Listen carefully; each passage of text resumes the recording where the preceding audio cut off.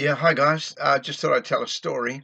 Um, one from way back, connected to a cool wine bar that was called, well, it was called Witty's Wine Bar, and then it changed names to Adam's Apple. And the lady who ran it was Mrs. Whitty. It was in Darlinghurst Road in Sydney. After Compulsion had split up in Melbourne, myself and Reno put a new band together. I think we played Sebastian's or Bertie's once. The band folded pretty quick, and we also were hired to be the band in a very popular Australian soap called Bellbird. And we all had huge hair and everything, and they called us the Total Abstainers. And when we turned up for the gig and knocked on the door at the studio, somebody answered the door and totally freaked out and were so frightened, thought that we were gangsters that had come to rob the place or something. But we were trying to tell them we're actually the band that was hired for the session for Bellbird. So anyway, eventually we got in there, and we had pre-recorded some tracks and we did the little show. I've never seen it, but it must have been pretty wild because there was some big long joints stuck on the end of guitar strings and everything, and live for TV. So we're lucky to get away with that.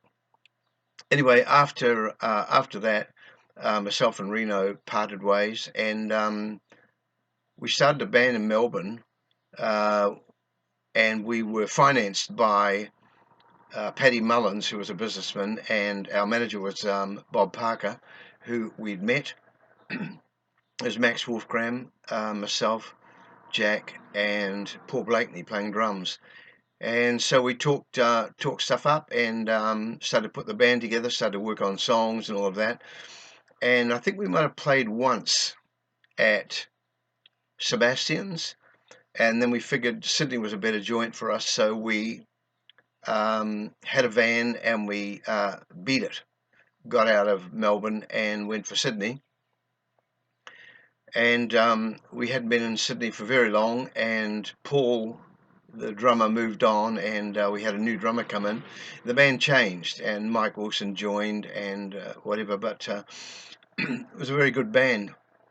We're living in a big house with about 9 dogs and God knows what else in Bondi, I think, for then. Anyway, somehow we were connected with, we found out about this place called Witty's Wine Bar, which had been a very, very popular joint in its day, and it was changing names to, I'm sure this is right, Adam's Apple.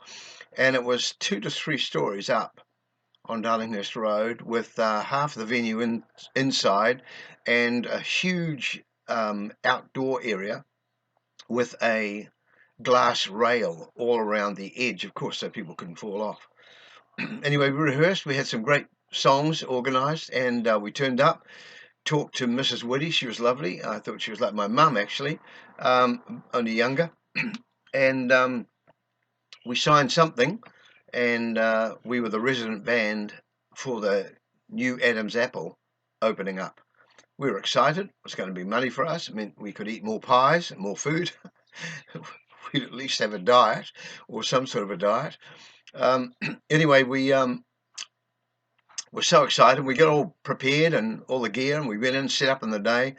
Turned up to play the gig at night. Huge crowd.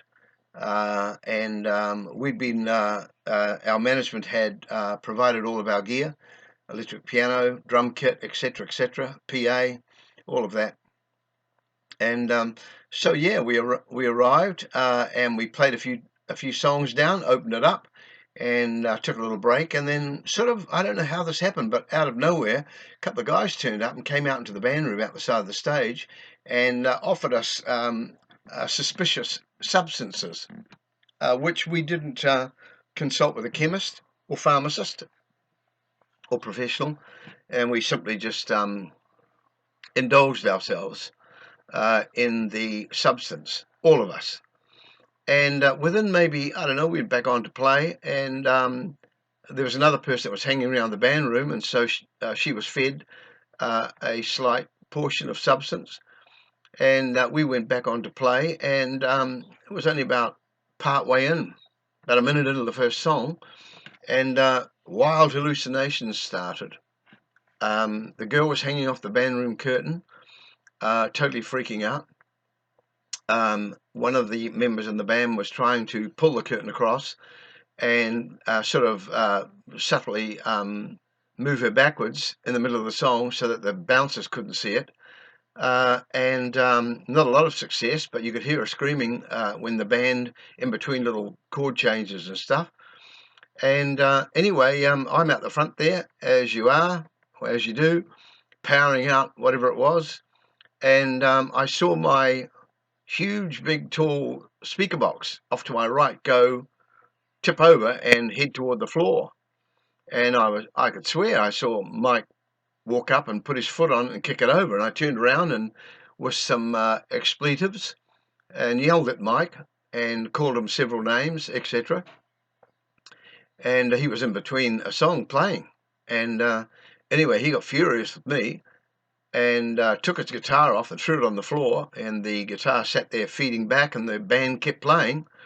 And Mike disappeared out into the band room off the stage and came back out again, holding his hand up in the air and bleeding from the hand and wrist. And he put his fist through the louver windows because he wasn't happy due to my accusation. And so Mike came back, couldn't play, of course, because he was all bloodied. And then I look over to my left, and I see Jack and Max standing up, and I just saw them leap into the crowd. And so I was left singing a song with the drummer and no band. And what had happened was Jack and Max's partners were out on the dance floor, and somebody was out there giving them a bit of a tickle up and hitting on them. And so Max saw it and called out to Jack and said, "Let's do it." And so they dived off the stage and went into the middle of the floor, and these guys were laid out on the floor. And it just went from bad to worse.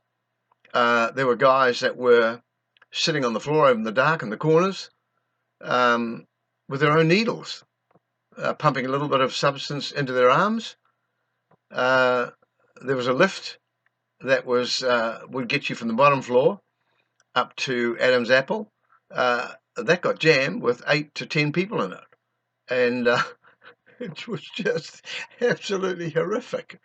So that was the first night of our residency at Adam's Apple, ex-Whitty's Wine Bar in Sydney, in Darlinghurst. And of course, after that set, and maybe even one more, I'm not sure, but it was a one-night residency, let's put it that way. We were fired that night, and we never went back. So there lies the story of Adam's Apple. And the band was called Harmel, which turned into a fantastic band. We played, after that, we scored the residency at the Groovy Room in King's Cross. And that was a damn good band. And eventually Tim Piper was in that band, playing that big Gresh bass that ended up with Dave Russell of Max Merritt and the Meteors. We were playing Rhinoceros. We were playing Edgar Winter and White Trash. We were playing a lot of band songs. Jemima Surrender, I'm gonna give it to you. All that sort of stuff. It was a damn good band. And we played unbelievably quiet because the stage was so small and it wasn't a big room. But we just learned to play very quiet. Everybody could hear. Well, we could hear each other. The dynamics were fantastic, and the players were great. We had the songs down really well, and we held that residency in King's Cross for quite a while. So just a couple of stories that came to mind, and I thought I must get these down, okay? I'm a bit of a storyteller, and so there's another story from Mr. Silver. Okay, bye.